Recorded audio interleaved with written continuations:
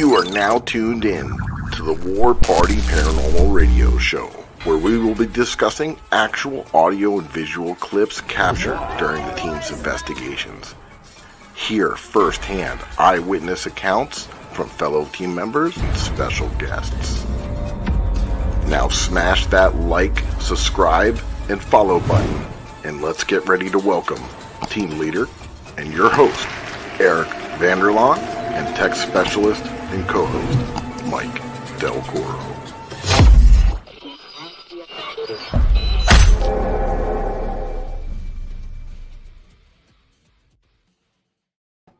Happy Monday, everybody. My paranormal peeps. I'm Eric Vanderlaan, your host and co-team leader of War Party Paranormal. And unfortunately, Mike's under the weather, but we got somebody real good filling in his shoes. And right over here, we got Joe, aka El Puma. What's up, everybody? Joe Torino, co-team leader with War Party Paranormal, and we got a pretty great show for you tonight. Place that we went together to investigate recently and had a blast. So, Eric, I'm gonna let you go ahead and take it away there. I had a wild weekend, by the way. Did you? Yeah. I went to your favorite place. I know. I'm so jealous, man. Georgia. Savannah, Georgia, my brother. Oh, man. I just want to give a big shout out to Courtney and Micah at Truth and Evidence over there in Savannah, Georgia. They do an amazing tour, and it's just like ours. It's hands-on, interactive. You get to do an investigation with all the tools, and they run the tours there at Savannah Theater and at the Blue Moon River Company. So check them out. So very grateful. I throw a little shout out. They're not here. Maybe they'll listen later, but they know I'm grateful. And we're going to be going back, right, Joe? Absolutely.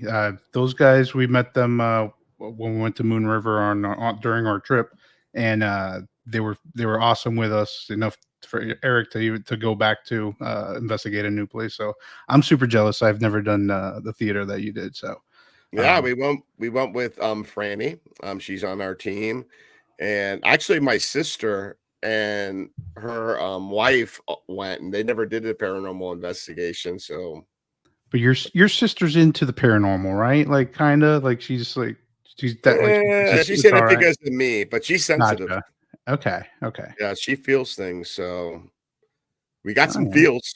So that was good. Yeah. So yeah, we got an awesome show tonight. Like Joe said, we are honored and lucky to have Tonya Webb. She's the owner of the old hospital in College Hill in Williamson, West Virginia.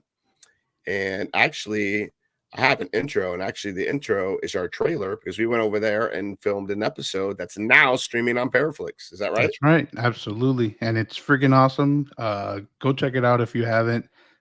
It's an amazing place, and you'll see why, and you'll hear tonight some awesome stuff about this place and a couple places attached to it. So yep. So let's play this trailer. Here we go. They're hoping to preserve some local history. When I found out that these buildings were coming up for sale, it was important for me to not only try to preserve a little bit of Williamson's history and this county's history, but to save a little bit of my history as well. And just maybe preserve the home of some of those things that go bump in the night. In Williamson, West Virginia, Natalie Wattis, 13 News, working for you. The three of us are itching to get in there, so we started unpacking our gear, and you hear about the legends, the lore, the paranormal activity that's been captured out of this building, and you want to get in there, you want to experience it, and see if we can capture it on film. We're heading down to the basement now. It's supposed to be one of the most active spots in the building, so let's see what we see.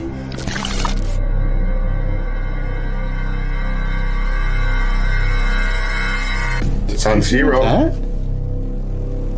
No, I heard like a man go. All right, I want to get out of here now.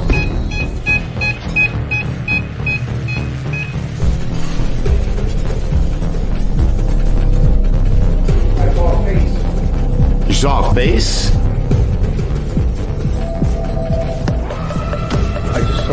case on the floor.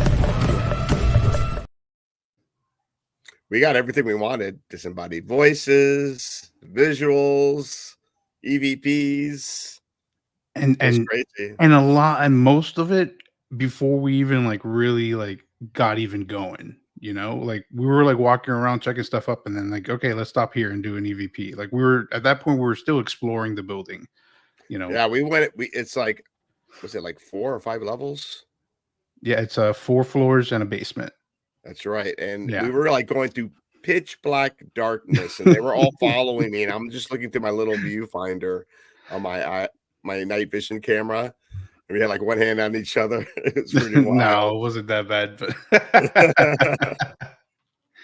Joe was holding on to me tight. I didn't let go. I got a handprint on my shoulder. I had a couple points in the night, and I usually don't get like that. That I was just like holy crap, like I literally jumped back. I think I grabbed Eric definitely one time. Oh yeah, if you want to go to a place where you're going to get a holy crap moment, this is the place. Yep, for sure. Yeah. So without further ado, let's bring on Tonya. Hey, Tonya. Hello. Thanks for coming on the show. Oh, thank you for having me. And thanks for being such a gracious host. I mean, absolutely. It's one of the best places I've ever been treated that we've been to. Well, I mean, me personally. Yeah. I'm glad you guys enjoyed it. That's a big thing for us, is we want you guys to feel like you're at home, and we want you to come back. That's always a goal of ours. Oh, we'll definitely be back for sure.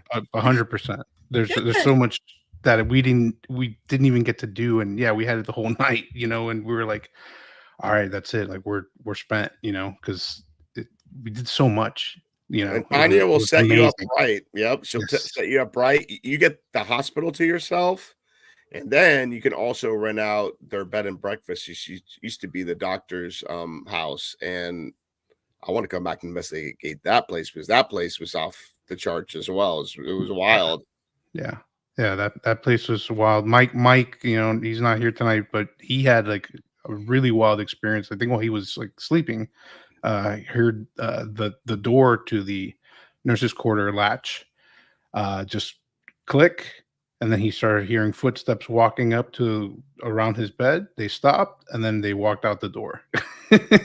Like, he says that he literally like just was like, he thought it was one of us in the room, like messing with him or like doing something. So I think so, Tonya, in the chat we have a lot of paranormal investigators, so we're gonna send them your way. Absolutely. And I guess what a lot of people maybe might be thinking, or maybe it's just me, but what makes someone buy a haunted hospital? Well, I get asked that a lot, and I really don't have a very good answer, unfortunately. The only thing that I can say is just really the truth. Of course, going back to my history, I was born in that hospital. I lost 2 of my grandparents that I never met in that hospital. So for me, it was a little bit about saving my personal history, as well as what that hospital meant to the city for so long. I mean, it was a massive hospital back in its day. It was a state of facility in the 20s to the 40s. And, it might sound crazy saying this, but when I travel, sometimes it never ceases to amaze me, because I'll run into people that will tell me that they were born at that hospital. So, to know so many lives started there, and to know, I lost 2 of my grandparents there that I never met. They passed away before I was born. It was kind of a surreal thing, but if you had told me or asked me 10 years ago if I was going to do this, I would have told you, no, you're crazy. But it was one of those things where I truly believe that fate played a part in this. And I know it sounds kind of cheesy, but it's almost like, especially in the paranormal field, you're almost drawn to a certain location. And ever since I was a little girl, minus the fact that I was born there, I was always fascinated with the hospital and the nurses' college, which sits right beside of it. There's just something about those 2 buildings that I've always loved. That nurses' college is amazing. Oh yeah, it's just such a great building, and they overlook the city of Williamson, and it's just and being up there on that hill, seeing the sunset, that's a pretty location. So I've always been kind of drawn to the locations, but as fate would have it, when the hospitals shut down, and I found out that they were coming up for sale, I just kind of bit the bullet and threw my name in the ring, try to purchase it and just kind of see what would happen. And thankfully, Charlie did a lot of hard work to get it, help me, and it just kind of ended up there. And I don't want to say it was meant to be, but I feel like it was. Yeah. My biggest thing was I love preserving buildings and history. I hate to see it down, and I just didn't want someone to come along and either tear it down and make it a parking lot, or like a lot of people do, they'll purchase these buildings but they won't do anything to them and they're just tax write-offs. So it was too special of a building for me to see that happen to. So I wanted to do something, not only for my community, but to turn it and to keep the history alive with it. I still felt like that building is almost 100 years old, and you guys been in it. It doesn't seem like it's 100 years old. Felt like it still had a lot of life in her. She had more. Yeah. So it was important for me to keep it there. So yeah, and just driving. Sorry, go ahead. Yeah, just driving up there, you're driving through the beautiful mountains in West Virginia, and then you come to this small town that's on the side of the mountain, and then on the top of the town, the hospital's overlooking the town. So it's like it looks really cool. The word that comes to my head is like iconic. Like that's a view. Like people can drive by. Almost like a castle, like the king viewing his peoples.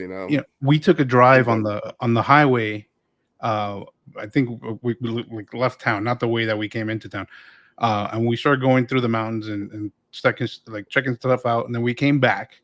And as we're coming through the highway, you look off into the distance and you just see it just pop, just sitting right on top of the entire town. Like it's like foreboding in a way, But like welcome, come, get your ass over here. They Dr. Conley, he probably, and Dr. Salton are the two men to thank for that, because when the first original hospital burnt down in 1925.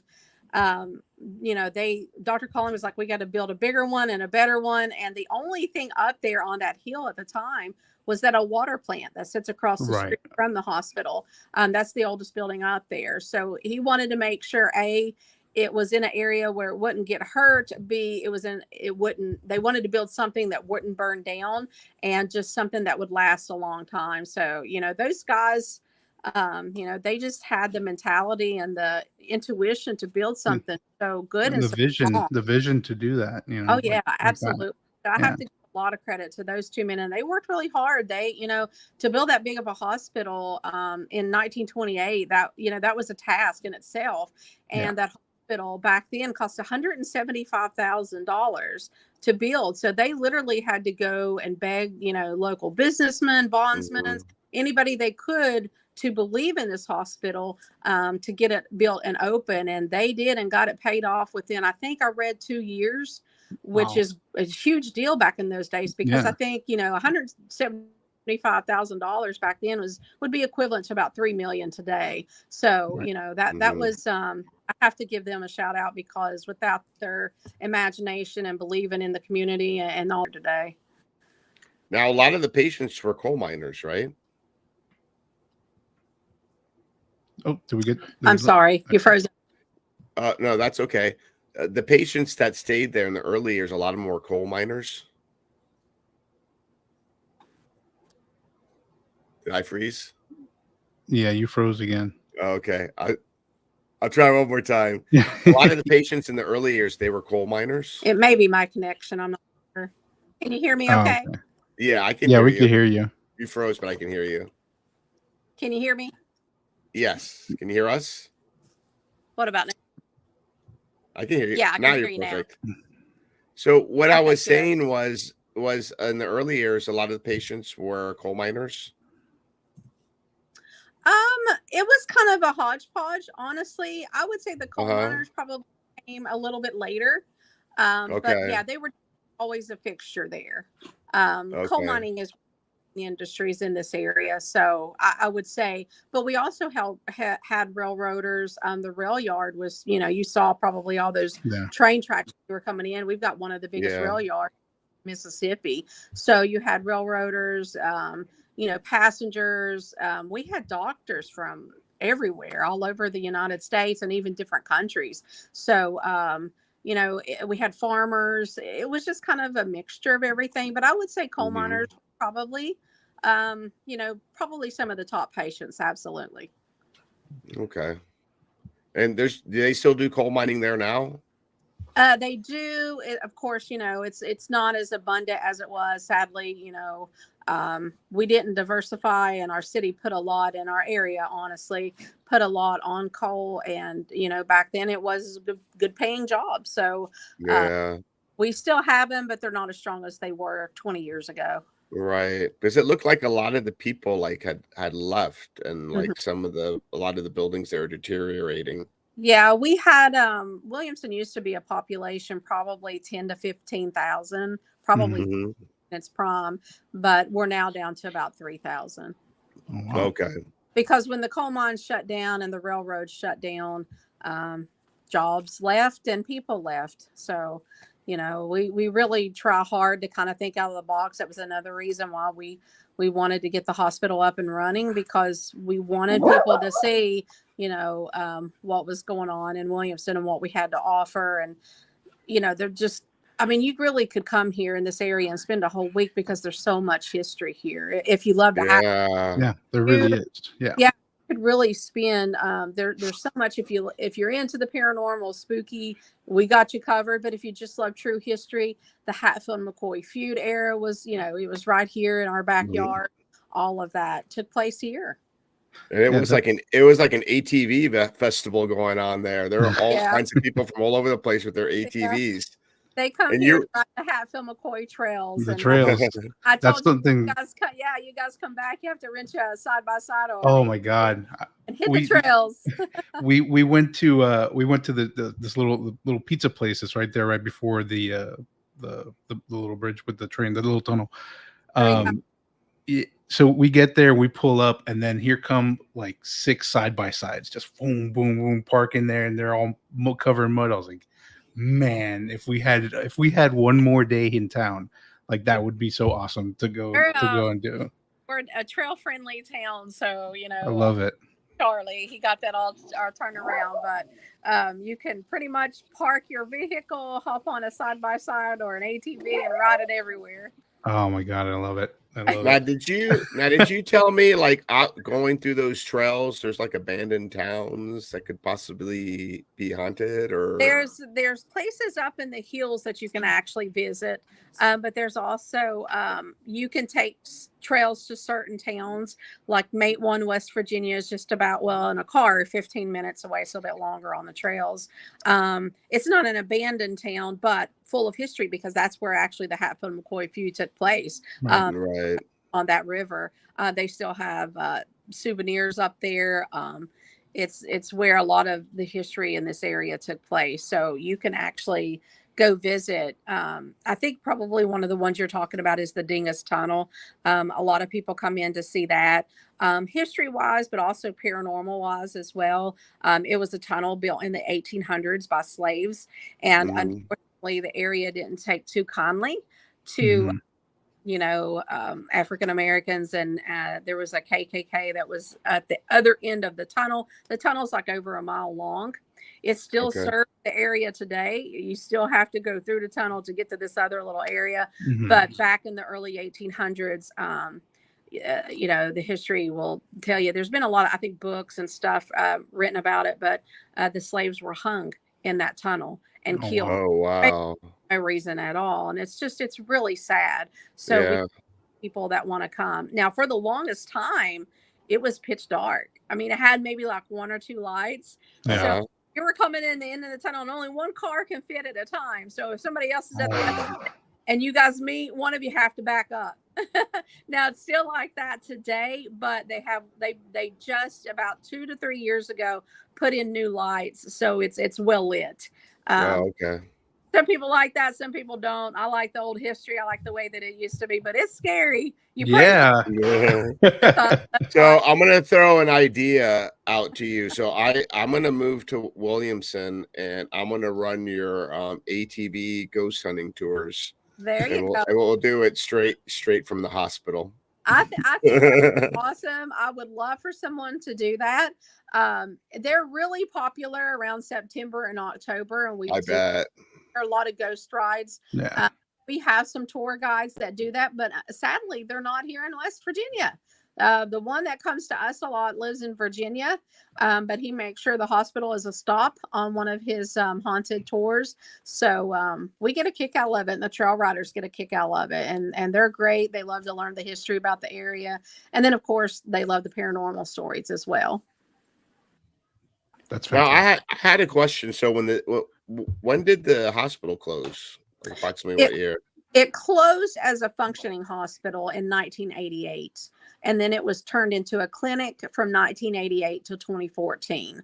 So technically, as a hospital, it serviced from 1928 to 1988, and then they built a newer one up on the hill, just up further than where my hospital is, and then it transformed into a clinic. So a lot of the rooms that you guys saw and went in, it was more of a clinic type setting. They had done some and reconstruction and renovating in the hospital, so it's a more clinic type setting, but there's still remnants of the old hospital in there as well. I mean, you can tell how it's laid out, and those kinds. And how long was it abandoned for until you took it over? It shut down in 2014 and basically just used it for storage. They just shoved a bunch of records in there, equipment that they didn't want. And it just sat there for a long time until the hospital closed in 2020. And then we purchased it at the end of 2020, near the end of 2020. Now, before you purchase it, did you have a paranormal experience in there? I had not, because I had not been in that building in years, but some of our best stories come from the people that used to work there. And they told us all kinds of things that would happen to them while it was still active as a hospital, right at the time. And even some of the ones that work there at the clinic. Some of your best stories come from your locals that used to either work there or were patients there or were treated there for some reason. So we still get stories today about what would happen to people when they would go in there.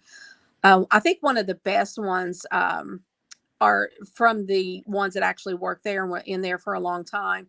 They would tell us all the time that they couldn't keep custodians employed there because nobody wanted to work in the building after like 6 o'clock because they would see and hear things that just they didn't want anything to deal with. So it was hard to keep them.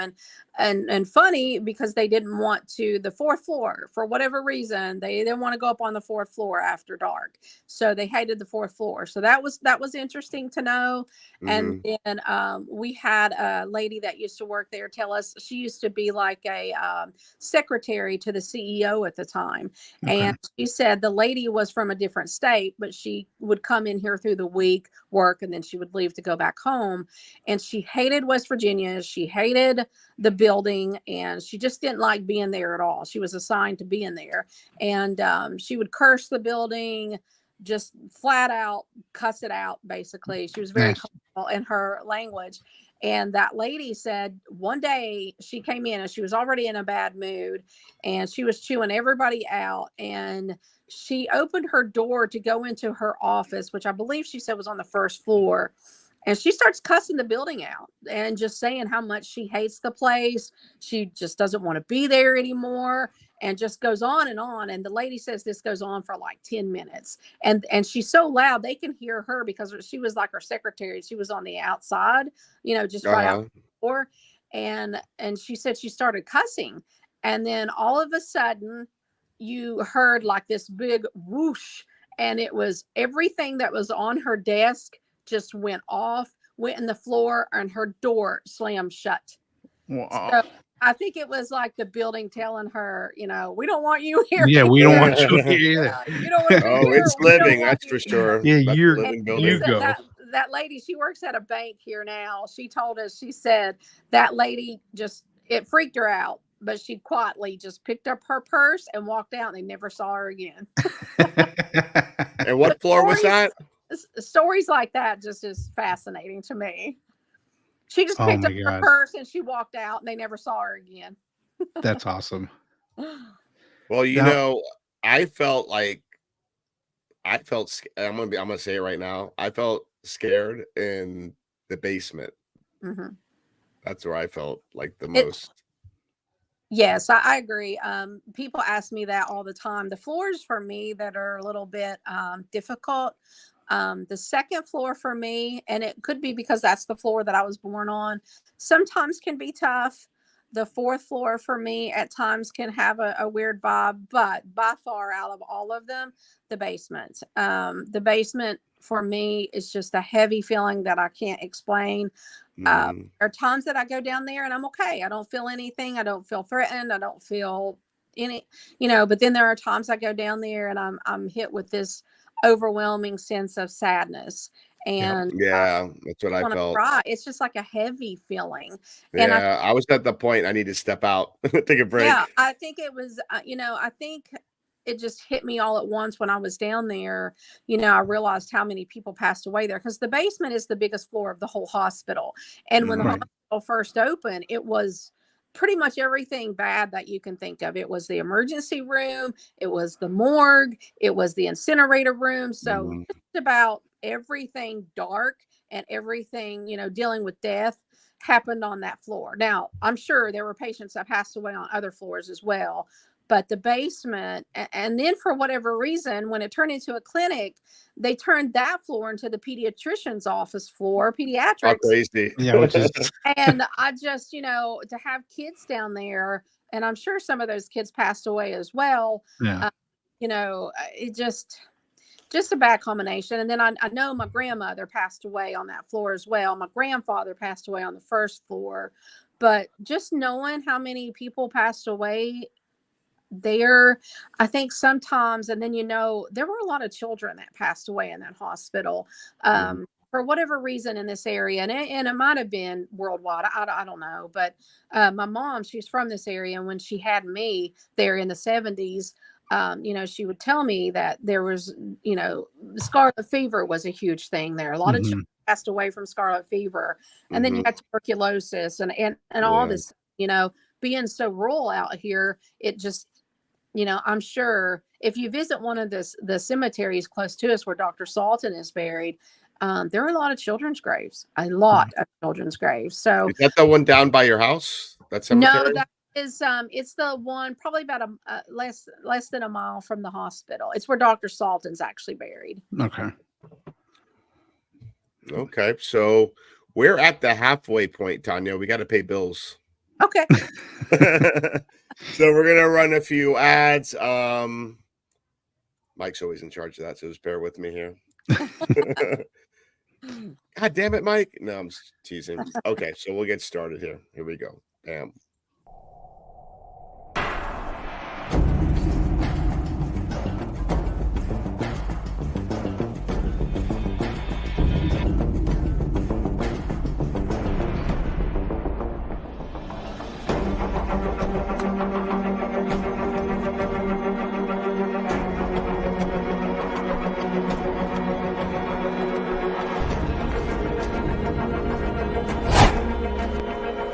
What is up, my paranormal peeps? You may be wondering why we're holding something like these in our hand, and my buddy's going to tell you all about it. The reason that we have this paranormal equipment in our hand is because we're giving a big shout out to the Ghost Hunter store, one of our sponsors. They're your one-stop shop for everything paranormal. That's right, and you may have seen some of these equipment on your favorite paranormal TV shows.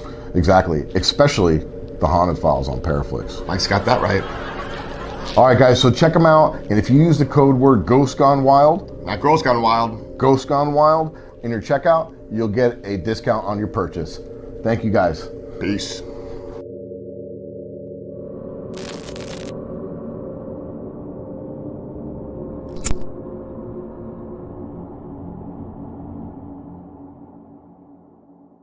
What's up, my paranormal people? Eric and Mike here from the War Party Paranormal Radio Show, wanting you to remember the importance of hydration. Remember, we hunt ghosts. We don't want to turn into ghosts. Dehydration can lead to inflammation and even degenerative disease. So hydration is crucial. Whether you're up all night investigating the paranormal, sky watching, or Bigfoot, Fuel Up Hydration System is designed to support motivation, concentration, and rejuvenation with the best immune-enhancing delivery system available today. Experience the benefits of Fuel Up with their Feel the Difference money-back guarantee. Visit fuelup.gg/warparty for their special offer that includes free shipping. Fuel Up for life. Hey, Eric, how did we do? It's awesome. All right. Well, maybe we should stick to hunting ghosts. I don't know if commercials is our thing. True that. Tonya, that would be perfect in the backwoods, ATVing up there in the mountains. Absolutely. We're gonna have billboards of Fuel Up all over the place. Yeah. So, Tonya, as you know, we were on a bachelor road trip, ghost hunting road trip. It was Mike's bachelor party. Woohoo. And so we started in Savannah, and then the next day we drove up to Williamson, and we just couldn't get enough of hospitals. So right after that, we drove to South Pittsburgh Hospital. And the old South Pittsburgh Hospital, and we filmed there as well. And another amazing hospital there as well. And we made an episode out of it that's going to be airing this Friday at 9 p.m. Eastern. And if you haven't seen it, you can also watch, which is now streaming now, the old hospital on College Hill. So I'm going to throw up the trailer so you can check out our new episode on the old hospital. Oh my God, I'm talking about so many hospitals. Old South Pittsburgh Hospital. Oh my gosh. South Pittsburgh, Tennessee, baby. So Joe, I think the next road trip we're gonna have to like change it up so we don't get confused. Maybe like a prison and asylum and a hospital. And a hospital. No, we have to have a hospital in there. Yeah. All right. So here we go. The old South Pittsburgh Hospital, located in South Pittsburgh, Tennessee, is a historic building that has gained notoriety for its reputation as being haunted. Originally opening its doors in 1959 as a medical facility, it served the community for decades before closing its doors in the late 1990s. Reports of strange occurrences, such as disembodied voices, apparitions, and unexplained sounds have fueled the hospital's reputation as a haunted location. Tonight, the Haunted Files team is going to see if they can document these reports.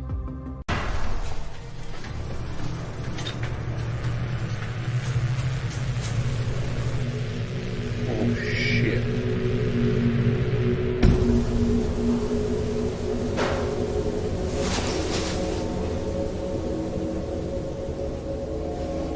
Do you like this stuffed dinosaur? Yes.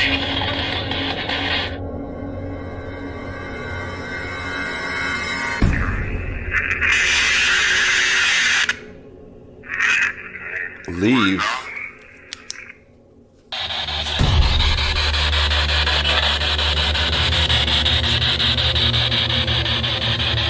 I felt there's something brushed my arm and I just got chills real bad.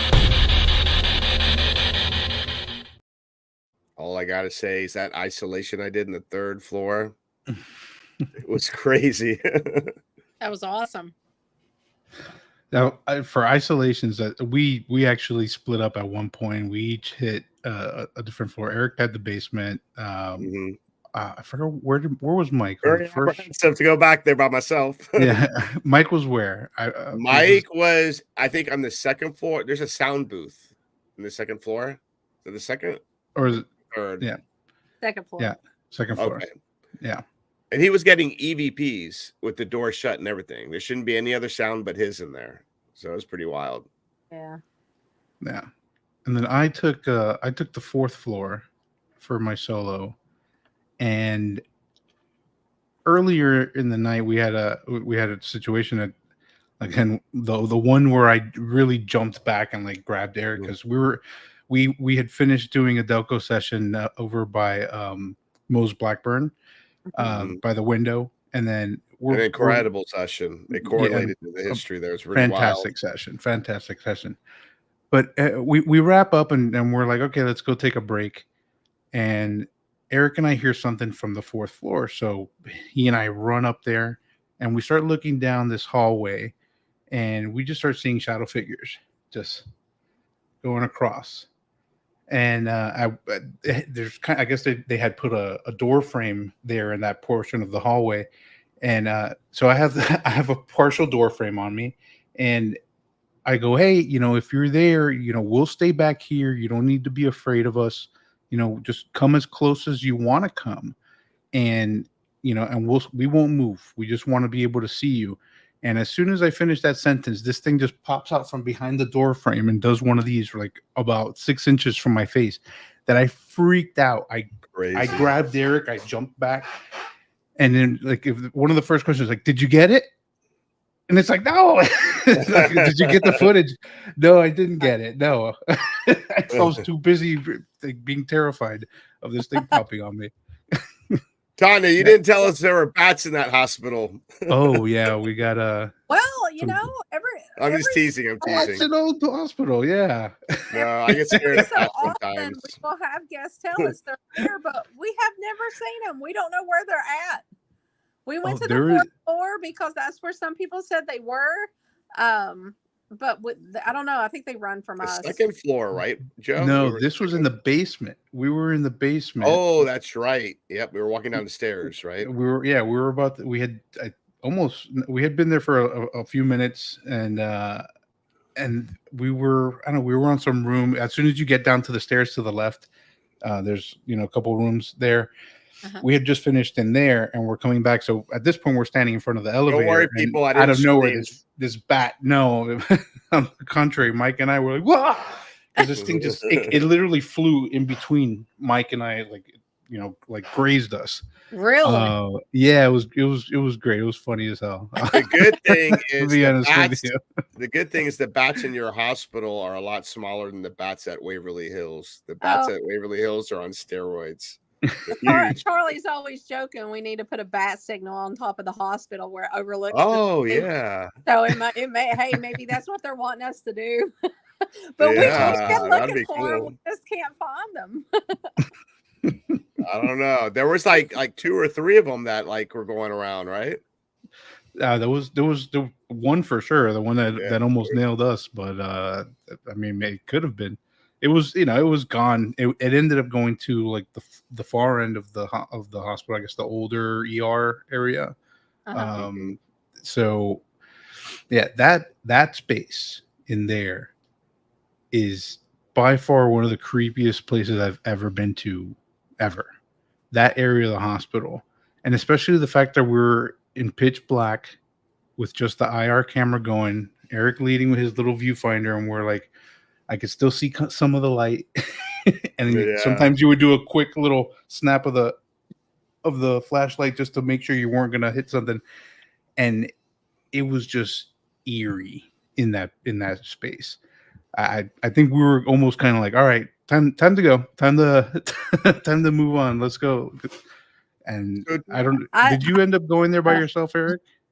Well, I was telling Tonya, like, if I was you, I would be like, I think I'm gonna take a walk up the hill, and I'm just gonna hang out here by myself in the hospital. Do you ever do like hang out there and try to see what happens? Or yeah, I go down there sometimes by myself, be there every day. but I don't stay long. I don't stay long because it just like I said, I can handle it better some days. Yeah, and there are just sometimes I can't. And I tell you, for me, probably walking down. Do you guys remember where the X-ray rooms were? Mm-hmm. Oh yeah. Mm-hmm. Down at the hallway. That's pretty disturbing as well. It's just something down there. When the door shuts on you and you see things and something's not right. I don't spend a lot of time down there because it's not that I don't feel threatened, but it's sometimes I feel like I'm not wanted there, if that makes sense. Like they're very aware that you're there, and they're kind of trying to figure out whether they want you there or not. Basically, right. It's the way that I felt. It's like they're kind of just scoping you out. The basement is the only floor that I have felt that they didn't want me there. The other floors, I felt okay. The floor that I actually heard the male's voice was the second floor. That scared the crap out of me because it was so just loud and just so, clear. And I dropped my phone. I thought, geez, who's in this building? I swore I thought someone was in the building. And I looked the whole hospital over thinking there was a guy broke in the hospital. There wasn't. But he wasn't mean in any way. All he said was, hey. And I think he was trying to get my attention to talk to me. I don't know if he thought I was a nurse or if it was a doctor. He thought I was a patient. I don't really know. But it still wasn't anything bad. But now when I go to the basement, it's a whole different feel. Yeah. Whole different. If somebody were to talk to me down there, I don't know what I would do. I don't know if I'd answer back or not. There's only one place for me that I've heard maybe as many disembodied voices, and that's Aerojet. But the disembodied voices that we heard that night, oh, it was crazy all night, and as loud as they were, it was insane. Like I had never had that. And we're all of us. It's always usually like one of us or two of us that hear it. All of us every time. We're like, did you hear that? Like that was a man. That was a woman. Yeah, like we're in doubt. Like we gotta get confirmation. But yeah, what did you hear? I tell you one thing. I tell you one thing. The next time we go back there, I want to go back to that the doctor's house, and I want to investigate that because Tonya, I don't know. Mike had an experience there, so. People that are listening to us or watching, so the doctor's house is a two-story. Go ahead. Can you tell us about the two because you have two houses, correct, on property that you're also renting out to guests? Yes, we Dr. Conley's home actually came with the hospital when we purchased it, and we wasn't sure what we were going to do with it. I'll be honest with you. We really thought maybe. We need to maybe sell it and pay off the debt because, owning one of these properties, it's not easy. It's not, it's a lot up. And, but it's Dr. Conley's house. He was one of the co-founders of the hospital. So we were kind of torn. So we let it sit for about a year or so. But thankfully, Charlie worked on it because it needed renovated because that was a house built in the 30s and there were some things that needed to be done. We wanted to keep some of it as much as we could true to history. But, with a house that old, there's some things you just had to redo. And when we decided what happened was the only hotel we had in town closed about, it'll make 2 years this year, I believe, this September. Our teams were having to drive 30 to 40 miles away to get a hotel room. And we didn't like that because, well, when you're leaving at 4, 5, 6, 7 o'clock in the morning, you're exhausted. And we didn't want you behind the wheel of a car driving that far, to have to go get some rest. So we just figured, let's try to rent out Dr. Conley's house and see if there would be any interest in it. Because we wasn't sure if anybody would want to stay or not. You have some teams that really like their team members and don't mind to stay, and you have some teams that don't. So, those race chasers love each other. I know it. Yes, they do. They were great. So we decided, well, the funny thing is while we were working on that, the gentleman that owned the smaller house out from the courtyard of the hospital, we called the cottage, he came to us and he said, we don't want this anymore. I don't want to deal with this anymore. I want to go build cabins. Would you all be interested in buying it? And I really, really didn't want to because we really wanted to focus on the nurses' college because we love that building, the history. It's a special building. And but at the same time, it was one of those things. How do you not get it? It's so close to the hospital. It's literally right there in the courtyard, the backyard of it. And then if he sells it to someone else, then you worry about, well, who's going to be your neighbors and will they try to break into the hospital, that kind of thing. So they said there's ghosts in there. Yeah. Well, listen, the one guy that lives up there, you guys met him, Emil. He told us he used to live in that home in the cottage, and he will tell you he feels like the cottage is more haunted than the hospital. And he said we had a surprise. Yeah, he said things happened when he was there, and then he ended up moving across the street to the brick house. He's the only, him and his family are the only ones that live on the hill. So they're the only ones up there. But he would tell stories, and then it was handed down through different generations. And then one of my friends owned it, and she's a local attorney here. And she always told me when she found out I got the hospital, she told me, she said, if you ever get a chance to buy that little cottage, do it. She said, because it's haunted. She said, and I'll tell you stories about it later. I just can't talk about it now. And this is a straight-laced attorney. I mean, she don't fool around. She don't make jokes about it. And I thought, well, that's interesting. But I never dreamed that it would ever come to me or get the opportunity, you know? So then when I did, she came back to me. Oh, yeah. She came back to me about, I was going to say about 6 months after we purchased it, and told us some of the stories that had happened to her while she was in there. Things moving and being out of place when she would leave and go to work, and she would find it in different rooms. The TV channel TV would turn while she was watching it.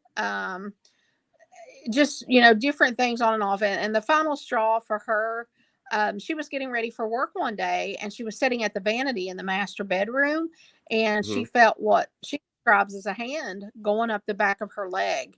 And oh, really? She lived by herself. So she's like, I just grabbed my purse, I called a moving company, I was gone. And she sold the house. Out of there. Yeah. And then this gentleman bought it, and he was in the middle of a remodeling it, and he just stopped. He was like, I don't want it anymore. If you guys want it, take it. So it still needs some work to it, but inside of it, it's a beautiful little house. Yeah, it is. 2-bedroom, 1 bath. And then Dr. Conley's house, the one you all stayed in, he built that one. He had that one built, and he did a great job with that one. It's beautiful. It's a little bit bigger. So yeah, when you guys come to stay, you can have the opportunity to rent one of those houses if you want. And we were getting activity right off the bat. Pretty much immediately. Yeah, we don't advertise them as haunted because we don't feel like we have enough research yet to say that and to promote it as that. But we do tell the teams, you know, while you're there, investigate for us, because we really would love to know more about the homes and who's in there and why there's, you know, activity. Because we got to send you the recording that we captured there. Yeah. I'm gonna send you that. I'm gonna clean it up some and send it was weird. So Mike had an experience. He was sleeping in the master bedroom where there's a door that leads downstairs to the maid's quarters, which if people don't know, it's just a small room and a little bathroom, and that's it. And I think there was like a bed frame in there. So at around 6 in the morning, Mike heard the door open, and did he hear footsteps as well? He heard the door unlatch, and then he heard footsteps that came up to, he says, around like the side of his bed, and then they were there for like a few seconds, and then they went out the bedroom door into the hallway. And he said that he really thought that it was us coming into the room. Yeah, he had to go walk in our rooms, and we were out sleeping. I remember waking up because he opened up my room. He's like, "You good?" And I was like, "Yeah, I'm sleeping." And I'm thinking like that might have been Tanya. That might have been a routine when the doctor got up and went to work. Maybe it was 6 o'clock, and then when he left, the maid came right behind him and started fixing his room. Oh, I'm sure. Yeah, time to wake up and then go. You know, it's funny that you mentioned that, because we had a team that stayed there. I think it was not this past weekend, but the weekend before, and they kind of had a similar experience.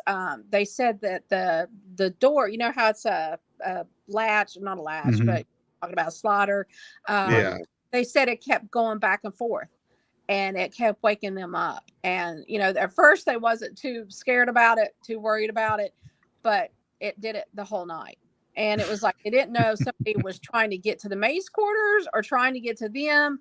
So they ended up going to another bedroom because it wouldn't stop. It just kept going back and forth, back and forth. So, again, is it the maid? I don't know. I mean, when Mike told me that, because like when we went to Savannah, all three of us like stayed in one hotel room and slept together. And we didn't sleep together. We had individual beds. We had individual beds and a sofa bed. Okay. So some people are allowed in their sleep when they sleep. So I had to wear earplugs. So when I heard what happened to Mike, I'm like, Man, I'm tired. I don't want to be waking up in the middle of the night. No. I might even get scared, so I'm just gonna put earplugs on. That's the thing for Mike to wake up because he hears something like that. That dude because slept Mike, the whole trip in the car. He slept the entire car ride. I've never seen a man. I've never seen anybody sleep as much as I saw Mike sleep during that entire road trip. It was to wake up and like say something wild. I almost feel kind of bad because it's like, we want you to get some rest, but at the same time, it's almost like you have to investigate the house. No. No, Mike wanted to film an episode. Yeah, Mike was ready to do it. And do the house.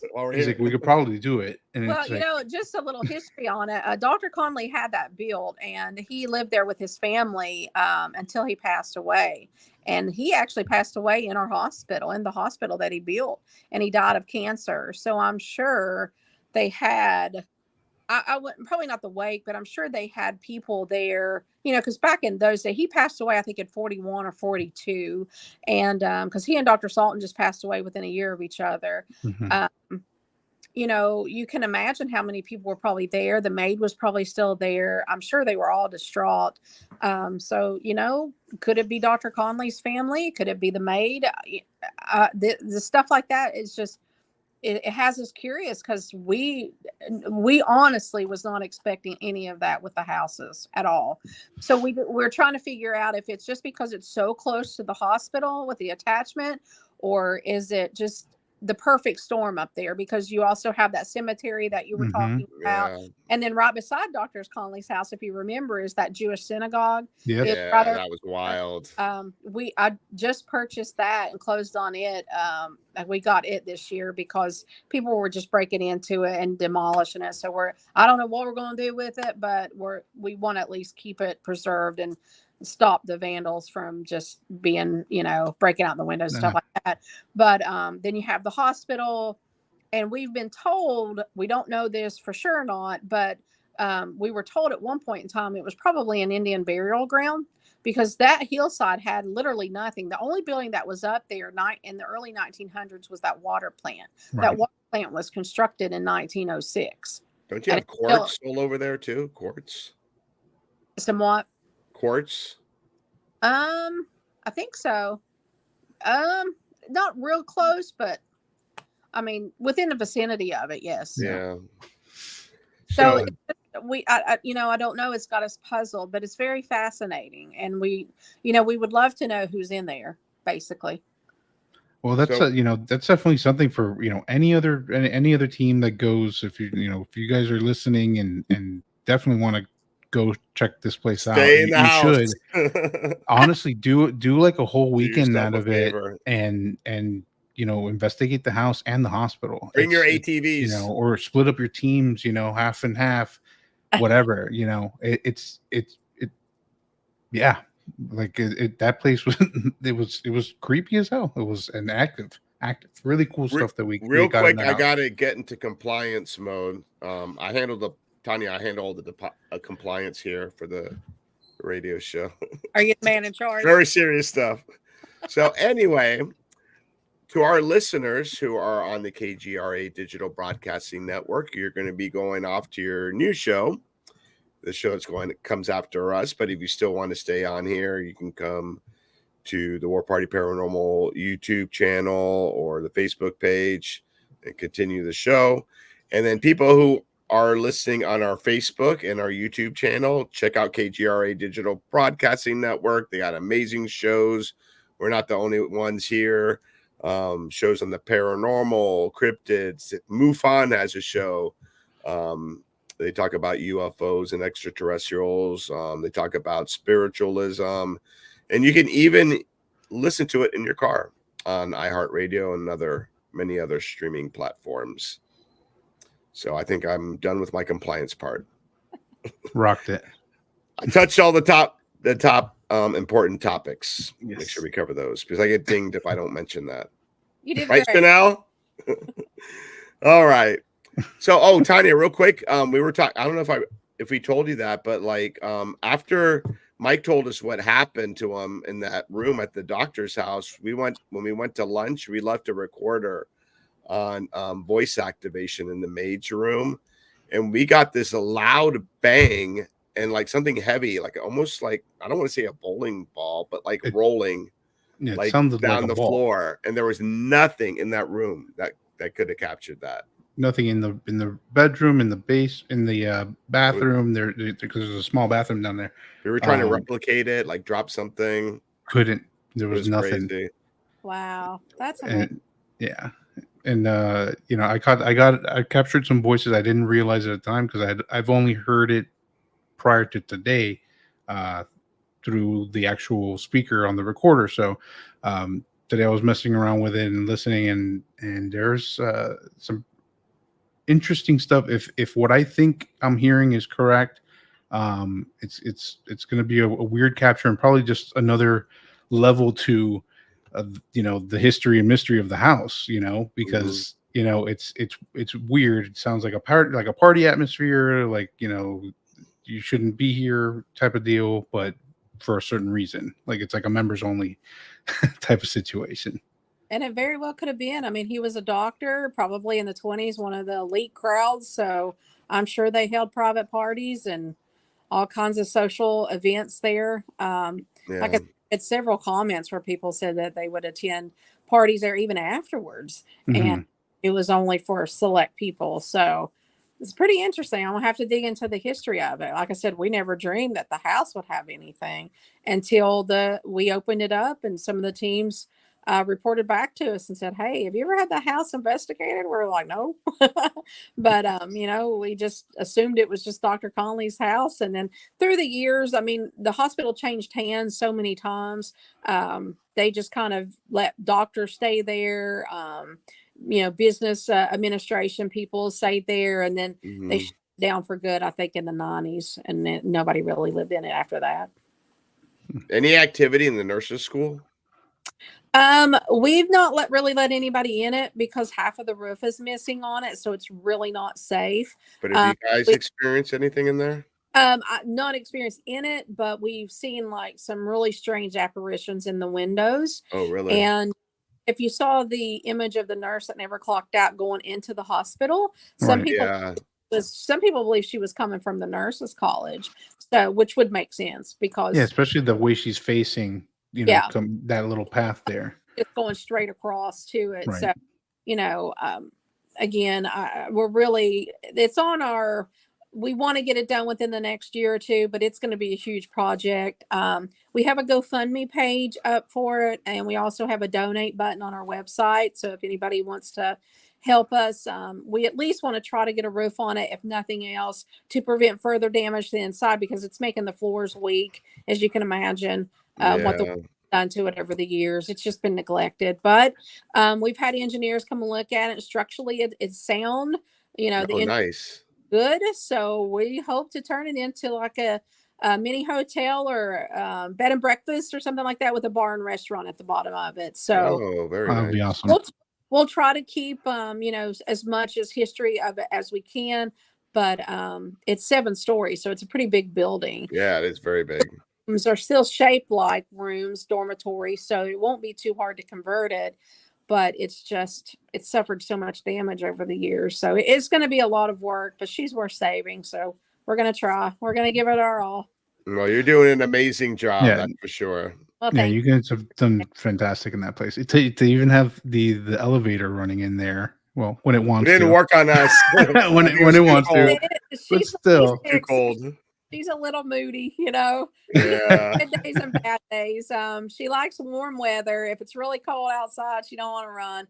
And if there's a lot of storms, she don't want to run. But she's been pretty good, knock on wood, for the past couple of weeks. So, but yeah, it was a lot of money to get it working, but we want everybody to have a fair chance to investigate. We had some teams come, and some of their members were in wheelchairs and stuff. And, their teammates were awesome, carried them from floor to floor. But we just thought, we want them to be able to experience it just like anybody else. So we bit the bullet, and, running an old elevator like that, you can imagine what the cost is. So I can only imagine. Because we have to have it certified every year, and if anything goes wrong, then you have to have it fixed. And it's not easy to fix a 90 No. elevator. No, not at all. It's very old school, that's for sure. We enjoy it, and we know that everybody that comes enjoys it because it is the original elevator to the hospital, so it's history. Yeah. So we really we try to do something each year to the hospital. We're just going into our 4th year, so we're still kind of new to it, but I think we've made some progress over the years. It's just going to take us a little while to get there. Yeah, we may have to go up there with the whole team. Yeah, we'll rent out the house. Yeah. Absolutely. I definitely I want to go back there. It's again it's a big enough place, and if you get a couple of the houses too, with if you have a big enough group, you could literally do an entire weekend and split it all up. It's worth it in my opinion. It's because everything is steps away from each other. It's not like we have to drive right. We fell in love. And by the way, when you're in town, I got a little shout out to Biscuit World. Tutors. I love their biscuits. Oh man, is very popular here. So, Charlie and I are really glad that you guys enjoyed it and you loved it as much as we do, because that's our whole thing. We want everyone that comes there to feel like they're part of family and want them back. Whether they get anything or not. We just want them to have fun and hopefully get some evidence, of course, but. We just want everybody to feel welcome and know that they're welcome. I mean, we try to go out of our way to let people know that, we're here for you. We respect what you do, because what you guys do is research for us and we need that. So, we really, honestly, if it wasn't for our paranormal investigators, I don't know if we could have kept this business going. Because first, I'll be honest with you, I was looking at just history, the historical side of it. Right. But, this opened up a whole different door for us. And now you got both sides of it. And our paranormal team, since we've opened, everybody that has come through our doors have just been amazing. And, it means the world to us to know that you guys care enough to share, if it's a Facebook post or just, inviting us onto the podcast.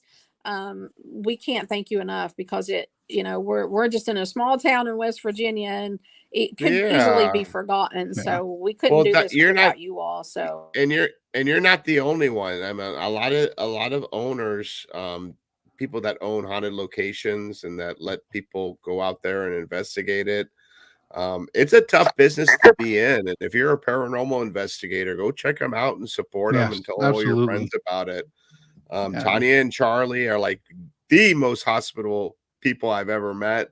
Very friendly. They took great care of us. And we're coming towards the end of the show. And Tonya, where can they find you if someone wants to go to your place? Is it the website? Yeah, our website. It's www.collegehillhospital.com, or you can find us on social media. It's either Old Hospital on College Hill or College Hill Hospital. I probably post more on Facebook because that's a big following, but we're also on Instagram, TikTok, and Twitter. So message us if you're interested in booking, or you can also give us a call or shoot us a text. I'm a big texter, so if it's easier for you guys to do that, because service is not the greatest, so sometimes the cell phones don't work very well, but get a text through where I can't get a phone call through. But feel free to reach out to us. We pretty much do investigations 7 days a week, so we would love to have you, and we hope you guys come back. We will. We definitely will be 100%. And are you having any upcoming events coming up, or any Paracons that will be done there in the future? Looking at hosting one. I don't know. I'd like to do one for next year. I actually want to try for this year, but we just couldn't. I couldn't pull it together in time. A lot going on, so maybe we're really thinking about it, because we think it will really help us with the fundraising for the nurses' college. Yes, Trying absolutely. And you said on your website people could find the link if they want to make a donation to help you guys out with that preservation. On our very first page, when you go to our home page up at the top, it'll say donate, and you can just make a donation there. And if you want to do it through GoFundMe, you can just type in, I think I have it called the Nurses College or it's either Williamson School of Nursing or the Nurses College in Williamson, something like that. I think we've raised about $500 or $600 so far. So they can make a donation that way too. But everything, including when investigators come or we do tours or whatever we do, all the money goes back into the places. So, again, we couldn't do any of this without your all support. So we thank you guys. Because in our opinion, you all are the biggest. I mean, word of mouth, in my opinion, is the best way to advertise. Oh, yeah. 100%. Social media, the popularity's blown up. Yeah, even though social media is great, to me, your all's opinion about the place means so much more to other investigators. It's not going to do me any good because I'm the owner. People are going to be like, yeah, you're just saying that because it's your place. Yeah. It comes from you guys. It means so much more. So we appreciate the work that you guys have done and do for us to open the doors. So thank you guys. Honestly, we'll definitely keep I in cannot touch. wait to get back there. Absolutely, we'll definitely keep in touch. Definitely come back and see us. And if you need any help with any Paracons, please reach out to us. We'll be more than happy to help you with that as well. Absolutely, sure will. Thank you. And Joe, where can they find you? You can find me pretty much anything War Party Paranormal, Instagram at War Party Paranormal, Facebook page, and you can see me on the Haunted Files over on Paraflix with Eric and Mike. And if you want to follow my personal page, it's at Joe Hunts Ghosts on Instagram. And War Party Paranormal, you can follow us on Facebook, Instagram, of course, YouTube. HRI Digital Broadcasting Network, bam. And also, everything's linked to our website, warpartyparanormal.com. We actually got an event coming up, right, Joe? That's right. June 22nd, next weekend, June 22nd, we have Yesteryear Village in West Palm Beach, Florida. We're going to be doing a 3-hour ghost hunting, in the interactive paranormal investigation. So we like to call them. So if you guys are in the area and want to check it out, you could go to southfloridafair.com/history and haunts for tickets and come out, hang out. Let's investigate some cool places, man. And Tonya, you and Charlie come down and we'll give you a little ghost hunt and maybe drink some mojitos later on. Oh, that would be awesome. Sunny South Florida, ghosts and palm trees. There you go. Booze and booze. Yep. And that'd be great. My personal stuff is Ghost Hunter South Florida. I'm on TikTok, Instagram, Facebook, YouTube. And I think I covered everything. That's right. Did I miss out on anything? I think you nailed it, brother. All right. So I want to thank everyone who were in the chat and watching. We appreciate all you guys. Make sure you like and subscribe and tell all your friends about us. And make sure you go check out Tonya at the old hospital on College Hill. You swear to God, you won't be disappointed. It's an amazing place. So you guys have a good night. Thank Peace. you. Night, guys.